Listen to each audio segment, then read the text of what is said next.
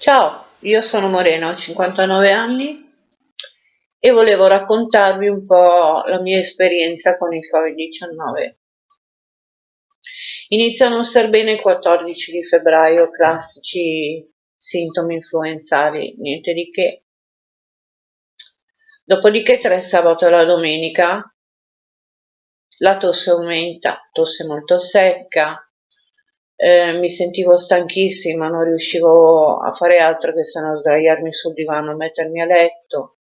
Mi sentivo la febbre, provai la febbre e ne avevo 38,5, non molto alta, niente di che.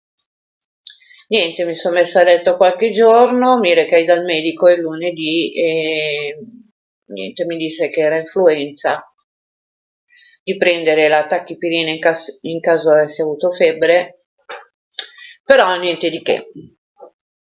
Quindi niente, io seguì i consigli del medico, dopodiché il giovedì incominciai a preoccuparmi un po' perché la tosse non cessava, anzi aumentava ed era molto secca, non riuscivo a scaricarmi, anche il raffreddore non riuscivo a liberarmene. E che mi è venuto in mente che qualche giorno prima, alle 14, avrei potuto avere avuto dei contatti con della gente che tornava dalla Cina. Quindi mi si accende una lampadina e dico, oddio, sta a vedere che poco questo coronavirus. Niente, allorché presi il telefono e incominciai a chiamare il 112, il 1500, tutti i numeri di emergenza che avevano dato, ma non mi rispondevano. Quindi ho chiamato l'ospedale Sacco, nel quale ero stata ricoverata anni fa per una polmonite molto pesante. Parlai con una dottoressa, gli spiegai i miei sintomi e lei mi disse di andare in un pronto soccorso. Bene, io presi con mio figlio, mi accompagnò lui al pronto soccorso di Treviglio, che è un ospedale qui vicino a dove abito io. Arrivai in pronto soccorso in accettazione, quasi non volevano neanche ascoltarmi, no? Finché io non dissi, guardate che io però sono stata a contatto con delle persone tornate dalla Cina. Al che lì loro si allarmarono un pochino, mi ricoverarono, mi misero in una stanza che era adibita ad ufficio, quindi non c'era il bagno, non c'era niente, e mi misero lì. Fecero andare via mio figlio, quindi io mi ritrovai da sola in questo stanzino, senza un letto, senza niente. Dopo un po' mi portarono una lettiga giusto per sdraiarmi e una padella per fare i miei bisogni perché non c'era bagno. Rimasi lì, ogni tot entravano dottori, infermieri con la mascherina, con i doppi camici, coi guanti, tutto quanto, mi fecero tutti gli esami del caso, esami del sangue, tutto quanto, una lastra e il tampone per il coronavirus. Lo mandarono a Pavia. L'esito del tampone tornò il 24 notte, il 24, sì, la notte tra il sabato e la domenica, insomma tra il 24 e il 25. Alle 3 di notte entrò la dottoressa e mi disse, signora, purtroppo il suo tampone è positivo, quindi lei ha il Covid-19. Bene, io dissi, a questo punto cosa facciamo? Mi dissero, niente, siamo già in contatto con l'ospedale di Bergamo, stanno organizzando un trasferimento con un'ambulanza, la porteranno lì. Ok, dissi, aspettiamo. Nel frattempo ho avvisato mio figlio, i miei familiari. Non ero tanto impaurita o spaventata da questa cosa perché comunque non ero in condizioni gravi e respiravo bene, l'unica cosa era questa tosse che non cessava. Ovviamente, scoperto poi, avevo una polmonite, quindi niente, mi portarono a Bergamo all'ospedale Papa Giovanni e al reparto infettivi. Quindi mi misero in una cameretta con due letti, entravano i dottori e le infermiere e basta, non aveva accesso a nessun altro a quel reparto, quindi ero in isolamento. Mi fecero ancora gli esami, mi rifecero la radiografia. Domenica mattina entrò la dottoressa e mi disse che la mia polmonite era stazionaria, quindi non stavo peggiorando, il mio respiro era abbastanza buono, quindi non ero in pericolo di vita. Così che hanno deciso di dimettermi e di mandarmi a casa in isolamento domiciliare. E qui sono.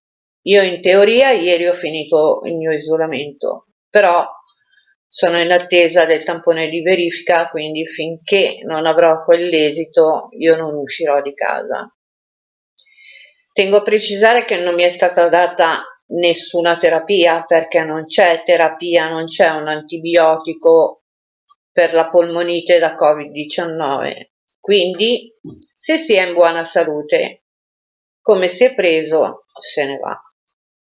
Questo tengo a dirlo perché so che ci sono persone che stanno molto male, ci sono persone che purtroppo ci hanno rimesso la vita, ma evidentemente da come mi è stato detto, le persone che si aggravano sono persone che hanno già delle patologie, magari anche inconsapevolmente. Quindi io penso di poter dire di essere stata fortunata, perché comunque io a livello polmonare non sono sei granché, perché ne ho già fatte 3 di polmoniti. Quindi mi ritengo fortunata. La mia è una polmonite unilaterale, quella da Covid. Purtroppo quelli che non hanno la mia fortuna finiscono in polmonite bilaterale, per questo hanno bisogno del respiratore, della rianimazione, della terapia intensiva e di tutte queste cose. Quello che voglio dirvi è che di Covid non si muore con il Covid, come stanno dicendo tutti. Purtroppo la pericolosità di questo virus è l'alto contagio che può avere.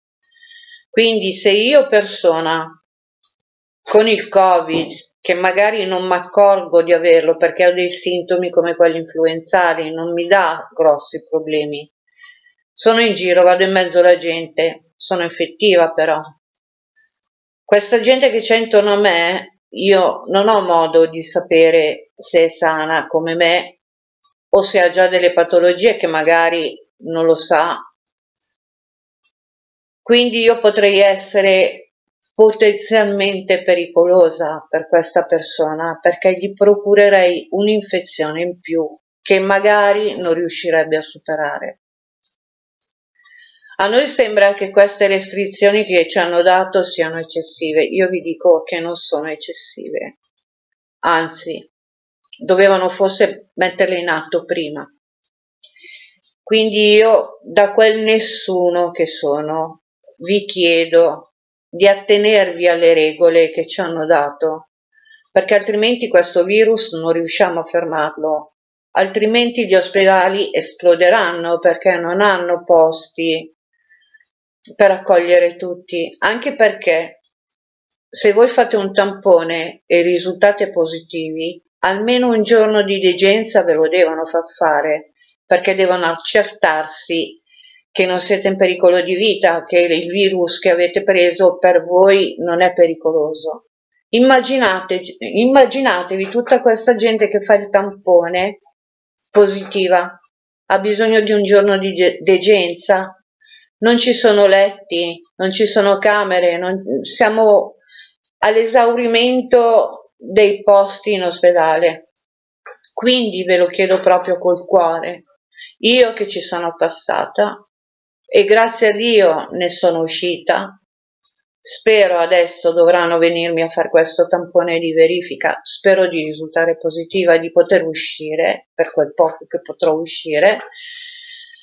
Però vi prego, state attenti, state a casa se potete, non cercate di dire di uscire e dire ma tanto vado lì 5 minuti, perché quei 5 minuti che voi uscite per qualche persona potreste essere pericolose o per voi stessi, anche, soprattutto per voi stessi e soprattutto per gli altri. Quindi vi chiedo per favore, fate quello che vi viene chiesto. altrimenti davvero poi sarà dura per tutti quanti, sarà difficile per tutti quanti, ancora peggio di quanto non è adesso. Scusate se questo video non l'ho fatto molto bene, ma non sono avvezza a queste cose. Scusate se alle volte ho detto parole magari sbiascicate, ma sono un po' emozionata nel fare questo. Io ci metto la mia faccia, io vi chiedo per favore fate quello che vi viene chiesto. Un abbraccio, ciao da Morena. Ciao. E soprattutto un in bocca al lupo a tutti. Attenzione però, state attenti.